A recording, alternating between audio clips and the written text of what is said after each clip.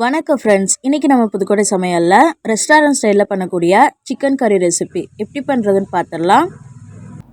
First பெரிய வெங்காயத்தை நல்லா நீளமாக 2 பெரிய வெங்காயத்தை நறுக்கியிருக்கேன். அதில் ஒரு 1/4 ஸ்பூன் அளவுக்கு உப்பு சேர்த்து இப்போ அதை நல்லா கையால் பிசைஞ்சிட்டு அதில் தண்ணி இல்லாமல் அந்த வெங்காயத்தை நான் நல்லா புழிஞ்சு இன்னொரு பாத்திரத்துக்கு நான் மாற்றி வச்சுக்க போகிறேன்.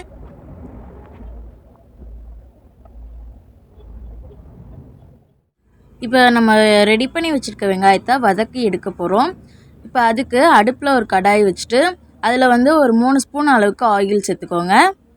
ஆயில் சேர்த்ததுக்கப்புறமா ஆயில் நல்லா ஹீட் ஆகட்டும். ஆயில் நல்லா ஹீட் ஆனதுக்கப்புறமா நம்ம ரெடி பண்ணி வச்சுருந்தா 2 பெரிய வெங்காயத்தையும் சேர்த்து இப்போ நல்லா வதக்கி விட்டுக்கலாம்.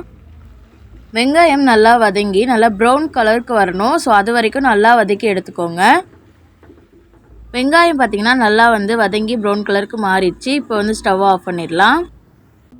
இப்போ ஒரு பாத்திரத்தில் 1/2 கிலோ அளவுக்கு சிக்கன் கழுவி எடுத்து வச்சுருக்கேன். அதில் ஒரு 1/2 ஸ்பூன் அளவுக்கு மஞ்சள் தூள் சேர்த்துருக்கேன்.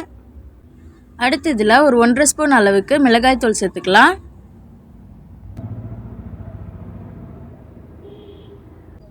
அடுத்து இதில் மல்லித்தூள் ஒரு 2 ஸ்பூன் அளவுக்கு சேர்த்துக்கலாம். இப்போ இதில் நம்ம ஏற்கனவே வதக்கி வச்சுருந்தோம்ல வெங்காயம், அதை அப்படியே சேர்த்துக்கலாம்.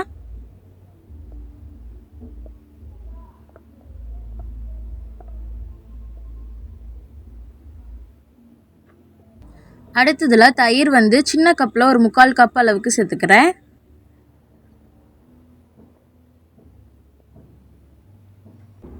அடுத்து கஸ்தூரி மேத்தி கொஞ்சம் எடுத்துருக்கேன். அது கையால் நசுக்கிட்டு சேர்த்துக்கலாம்.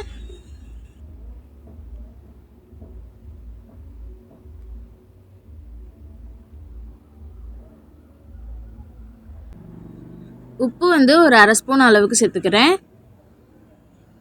இப்போ இது எல்லாத்தையும் நல்லா கலந்து விட்டுக்கலாம்.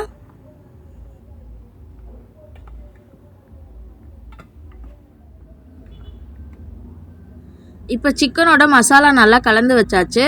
இது ஒரு 1/2 மணி நேரத்துக்கு நல்லா ஊறட்டும்.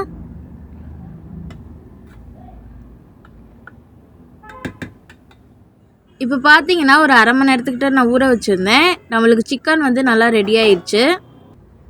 இப்போ ஒரு மிக்ஸி ஜார் எடுத்து வச்சுக்கோங்க. அதில் ஒரு சின்ன துண்டு அளவுக்கு இஞ்சி சேர்த்துக்கோங்க. அடுத்து ஒரு முழு பூண்டை இந்த மாதிரி தோல் உரிக்காமலே நான் எடுத்து வச்சுருக்கேன், அதையும் சேர்த்துக்கிறேன். அடுத்து ஒரு கைப்பிடி அளவுக்கு கொத்தமல்லியை 2ஆக பிச்சுட்டு சேர்த்துக்கோங்க. இப்போ மிக்ஸி ஜாரில் சேர்த்ததை ஒரு மூடி போட்டு நல்லா மையாக அரைச்சி எடுத்துகிட்டு வந்துடுங்க.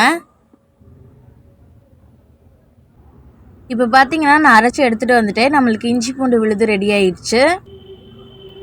இந்த அளவு நீங்கள் அரைச்சி எடுத்துக்கிட்டாலே போதும். ஓகே, இப்போ சிக்கன் கறி செய்ய ஆரம்பிச்சிடலாம். அடுப்பில் கடாய் வச்சுட்டு 3 ஸ்பூன் அளவுக்கு ஆயில் சேர்த்துக்கோங்க. ஆயில் ஹீட் ஆனதுக்கப்புறமா நம்ம ரெடி பண்ணி வச்சுருந்த இஞ்சி பூண்டு விழுதை சேர்த்துக்கலாம். இப்போ சேர்த்து இதை நல்லா வதக்கி விட்டுக்கலாம். இதோட பச்சை வாசனை போகிற வரைக்கும் நம்ம நல்லா வதக்கிக்கணும்.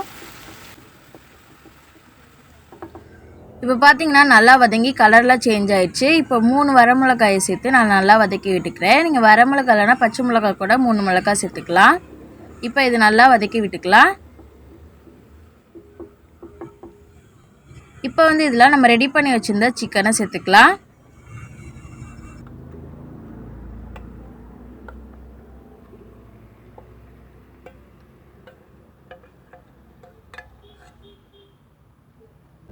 நம்ம சேர்த்துருக்க சிக்கனை நல்லா வதக்கி விட்டுக்கோங்க.